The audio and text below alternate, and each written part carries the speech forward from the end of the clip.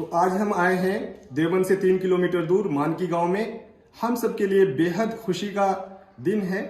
भाई मोहम्मद रियाज ने out of 72 655 marks हासिल किए हैं नीट के एग्जाम में।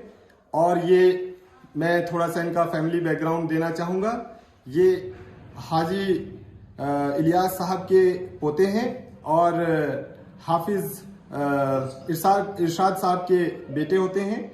और हम सब की तरफ से रियाज साहब बहुत बहुत मुबारकबाद आपको। हम लोग दिल्ली से आए हैं और तमाम लोग आपको मुबारकबाद देते हैं। मैं सबका मैसेज लेके यहाँ आया हूँ।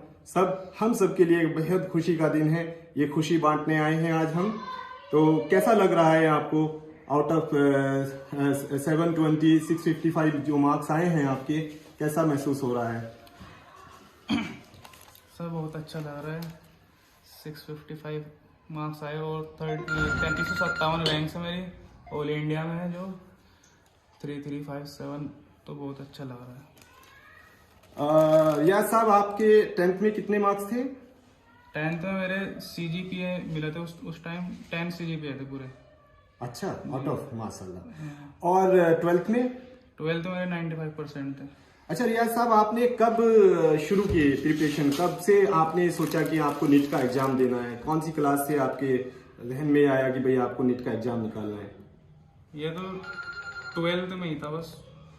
12th से ही आपने सोचा कि आपको नीट क्लियर करना है। और ये कौन सा अटेम्प्ट था आपका? सेकंड अटेम्प्ट में। सेकंड अटेम्प्ट में आपका आउट ऑफ 720 655 मार्क्स हैं। गुड। तो आपने जो ये प्रिपरेशन की, जैसे अभी तो कोरोना पेंडेमिक था, तो उसमें कैसे तैयारी की आपने? उसमें बस ऑनलाइन पढ़ा थोड़ा और सेल्फ स्टडी।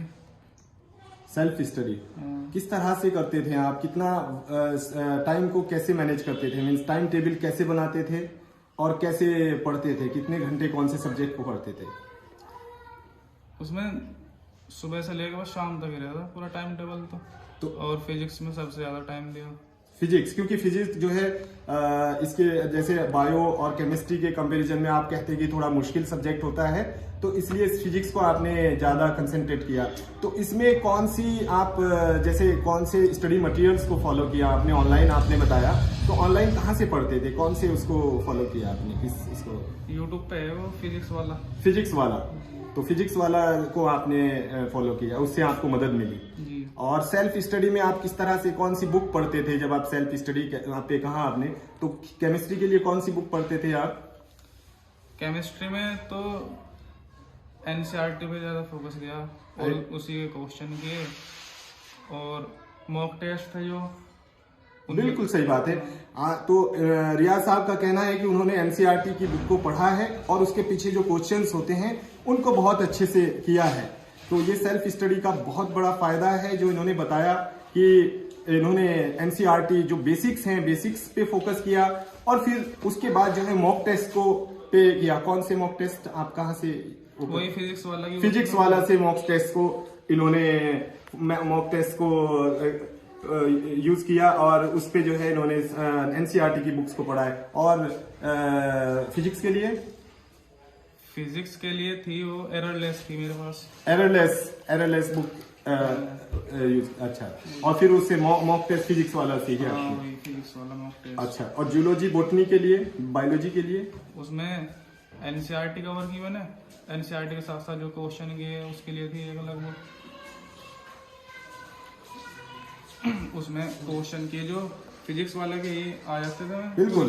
तो यहाँ से एक मैसेज आ रहा है जो मेन हमारा जो डिस्कशन है उसमें ये बात सामने आई है कि रियाज साहब ने जो ये 722 मार्क्स हैं आउट ऑफ 655 जो मार्क्स हैं, वो इन्होंने सेल्फ स्टडी यानी कि जो बेसिक इनकी जो टेक्स्ट बुक थी उसको पढ़ के निकाले हैं। मीन्स NCERT पे फोकस रहा है इनका और NCERT के बुक्स में जो मेन क्वेश्चंस होते हैं उनको सॉल्व किया है और उसके बाद इन्होंने फिर दूसरी किसी मॉक टेस्ट और फिजिक्स वाला ऑनलाइन पोर्टल को फॉलो किया है।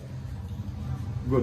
तो रियाज साहब मुझे ये बताइए कि जो क्वेश्चन पेपर है, जब आप एंट्रेंस में अपेयर होने गए तो उसमें आपकी क्या स्ट्रेटेजी थी, कैसे आपने प्लानिंग की कि उसको कैसे आपने टाइम डिवाइड किया और क्या स्ट्रेटेजी रही उसको, क्योंकि टाइम का एक अहम रोल रहता है जब आप किसी एंट्रेंस में बैठते हैं, तो उसमें आपकी क्या किस तरह से आपने उसको प्लानिंग बना के सॉल्व किया, कौन सा पेपर आपने पहले सॉल्व किया, किस तरह से आपका क्वेश्चन सॉल्व करने का वो रहा कि उसमें मैंने सबसे पहले जो मॉक टेस्ट थे उसमें भी यही कहा था कि सबसे पहले फिजिक्स कवर करो, सबसे पहले फिजिक्स, यानी कि जो सबसे मुश्किल इन्होंने इनके कहा कि इनको फिजिक्स सबसे मुश्किल लगता था, तो सबसे पहले इन्होंने फिजिक्स की अच्छे से तैयारी की थी और फिजिक्स को ही टारगेट किया कि पहले फिजिक्स कर लेते हैं, और केमिस्ट्री और बायोलॉजी में इनको आसानी थी तो उसको उन्होंने बाद में कवर पहले किया, फिजिक्स फिर केमिस्ट्री की, फिर सबसे बाद में बायोलॉजी, फिर बायोलॉजी। गुड, फिर इन्होंने बायोलॉजी की। तो मेरा ये कहना है जैसे आपने सेल्फ स्टडी की है और फिर उसके बाद आपने मॉक टेस्ट को फॉलो किया है, फिर फिजिक्स वाला से आपने पढ़ाई की है, बायोलॉजी और केमिस्ट्री के लिए सेल्फ स्टडी में कौन सी बुक यूज करते थे बायोलॉजी के लिए? सेल्फ स्टडी के लिए तो वही एनसीईआरटी था। एनसीईआरटी ही, उसमें भी मेन, और कोई इधर और क्वेश्चन के लिए थी वो जो फिजिक्स वाला की होती ना, डेली के test paper, daily test paper जो फिजिक्स वाला पे होते हैं वो इन्होंने सॉल्व किए हैं। तो रियाज साहब, आपने नीट जैसे बताया कि भाई आपने नीट 12th में सोचा कि आपको नीट निकालना है, तो अब आपका मेन गोल क्या रहेगा, क्या सोचा है आपने, क्या मेन गोल आपका है इसमें? एमबीबीएस के बाद में फिर पीजी के लिए और आर्थ्रोलॉजिस्ट है ना। अच्छा, ऑर्थोलॉजिस्ट। अच्छा, ऑर्थोपेडिक्स में आप जाना चाहते हैं। गुड। तो रियाज साहब, बहुत अच्छी बात है आपका, ये आप जो है फर्दर स्टडी करना चाहते हैं, एमडी करना चाहते हैं, और उसमें आप इसी में, और तो मैं ये जानना चाहूँगा कि आपके फैमिली में जब आप ये तैयारी कर रहे थे, आपने पेंडेमिक में भी इतना बड़ा अचीवमेंट आपको मिला है, आपने जबकि आपने मेहनत की है और सेल्फ स्टडी करके ये जो है इतना अच्छे मार्क्स आपके आए हैं, 655, वेरी गुड मार्क्स। आपको अच्छा कॉलेज भी मिलेगा, हम सब दुआ करते हैं, उम्मीद करते हैं कि आपको अच्छा कॉलेज मिले। तो इसमें आपके फैमिली मेंबर्स का क्या रोल रहा, किसे आप इसका क्रेडिट देना चाहेंगे? मीन्स आपके मम्मी पापा और सपोर्ट सबने किया। हाँ, फैमिली ने भी, दोस्तों ने भी आपके दोस्त, उनसे भी आपने मीन्स आपने सेल्फ स्टडी की, मॉक स्टडी की, फिर अपने दोस्तों से डिस्कशन किया, और गुड, वेरी गुड। तो जो लोग नीट की तैयारी कर रहे हैं, जो स्टूडेंट्स नीट की तैयारी कर रहे हैं, उनको क्या मैसेज देना चाहेंगे, किस तरह से प्रिपरेशन करनी चाहिए, क्या उनका वो होना चाहिए, किस तरह से टाइम बना के, और क्या एक स्ट्रेटेजी जो आपने, उनको क्या मैसेज देना चाहेंगे जो आप अभी तैयारी कर रहे हैं? उसमें तो यही बस डेली का तो टाइम टेबल बना लो। हाँ, कि इस टाइम से लेकर इस टाइम तक ये करना, और ज्यादा से ज्यादा टाइम फिजिक्स को दो, शुरू में फिजिक्स को दो। हाँ, तो अमूमन ये होता है कि जो बायोलॉजी के स्टूडेंट्स हैं, उनके लिए जो है फिजिक्स मुश्किल रहता है। हाँ। उनका जो मैथमेटिकल एटीट्यूड है वो मीन्स उसकी वजह से शायद आप कह रहे होंगे कि, तो यही वजह है या कुछ और? फिजिक्स यही है। उसमें फिजिक्स में क्या है कि उसको सोल्व करना पड़ेगा ना। हाँ, अब बायोलॉजी में तो ऐसा है, कुछ पढ़ लिया, थियोरेटिकल है, थियोरेटिकल है सारा, तो वेरी गुड मैसेज। इन्होंने जो स्ट्रेटेजी बताई है वो ये है कि जो एमबीबीएस की प्रिपरेशन कर रहे हैं, नीट के लिए तैयारी कर रहे हैं, उनको फिजिक्स की बहुत अच्छे से तैयारी करनी चाहिए, क्योंकि फिजिक्स में न्यूमेरिकल्स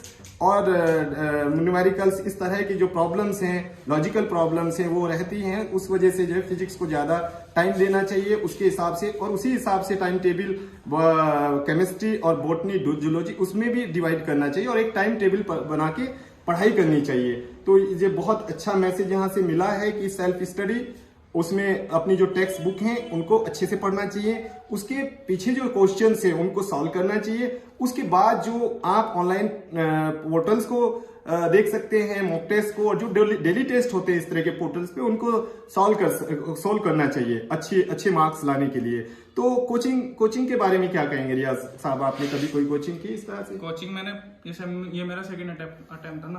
अच्छा। तो पिछले साल मैंने कोचिंग की थी, कोटा में की थी। कोटा में कोचिंग की थी आपने? पिछले साल मेरा हुआ था, थोड़े कम रह गए थे मार्क्स मेरे।